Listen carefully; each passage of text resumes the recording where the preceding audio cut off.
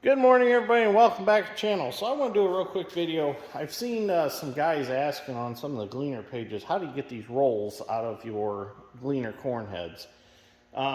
Here we have an A430 row unit, which is the same row unit as like an A630. They're all pretty much the same. This was a parts head that I had bought, and I need a set of rolls out of this head to go in my 630 for my M3 Gleaner. So what I'm going to do real quick is I'm going to show you how to get these rolls out. They're not too bad to get out, and that way maybe it'll help some of you guys along the way that need to do this. I'm used to working on Case IH heads, so the Gleaner's a whole new animal to me. On a case head, you know, you pull the end bearing off, either the water pump bearing or the needle bearing, and you just slide the roll off of the square shaft. Now on these Gleaner heads, you're actually going to pull a whole unit out. There are two tapered gears on the back, and there's a cast iron block here, and then we have our two rolls, and we have our end supports. Now I've already got the bolts out of the end supports. That's pretty self-explanatory. Take the nuts off and pull the bolts out. So this end is a little more involved, but it's not too bad. First thing we need to do is get this tin work out of the way.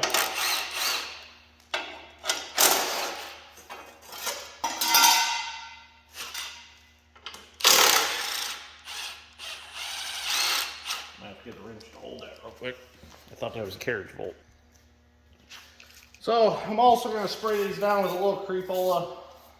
This stuff works excellent. Get it at your CNH dealer.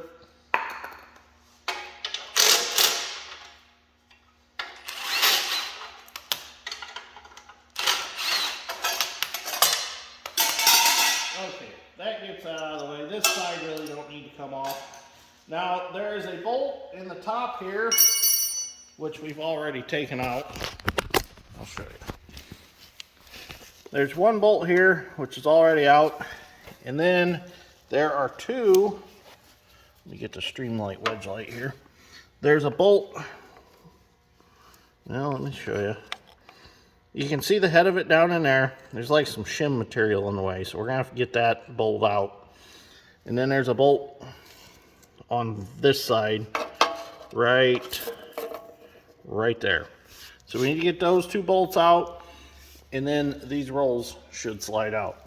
So let me go get looks like we can use a ratchet and a socket extension. I'm gonna figure out how to get the shim material out of the way on that one first. We might have to buzz these bolts out and get this shaft out of the way. So let me see what I can do. Okay, so I figured out a way to loosen these up. All I'm going to use is a ratchet with an extension and a universal joint on the end. So it works perfect. Shallow well 9/16 socket. Gets the right angle to get down in there. They got a hole here you could go through here and here, but the problem is that hole, when this row unit is bolted in the head, you're not going to be able to access that hole. So, and I know that you're going to say, well, you're doing it easy because you've got the row unit out laying on the floor. Well, this is to give you an idea of how you need to take this apart. Not so much the scenario of it being in the head and working above your head to do this, unless you have a way of flipping your head over. That would make life pretty easy, but that's not an answer. I don't know how you'd flip one of these heads over without destroying it. I've heard of them flying off the combine running it over though. Yeah, you take Bobcat and pick it up. Yeah, that's how the parts head got in here, was the Bobcat. So these are pretty long bolts. I can get it. Well, it's just about out. They didn't leave much room to get this stuff in and out. There's one bolt. The other one I've already got loose. There's the other bolt. So now we should be able to pull our roll unit out, and it should be free of the head. So I almost forgot, before you can pull these rolls out, there are 2 panhead bolts here at the top that have to come out. I've got them sprayed down with some crepola. So let's see if we can get them out with the impact. This Allen head socket. What size is that? 3/16 is what it takes. We'll get that one out of there.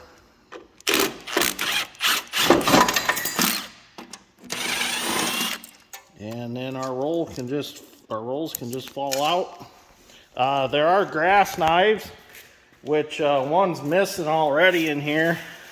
They bolt in here. Just a 3/4 socket takes them out. And now we have our rolls out. Them seem like they're in okay shape.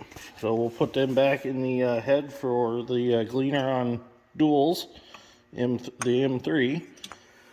And we'll have a good running corn head, hopefully. So I think I'm going to strip the gathering chains off of this one and pull the stripper plates off of it and whatever else I can use. And then just, I guess, throw the frame out. Maybe keep it for a spare in case tragedy happens.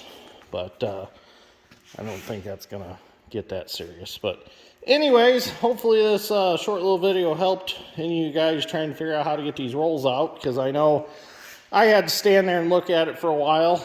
And I know a video of tearing something apart is just as good as a video of putting it back together.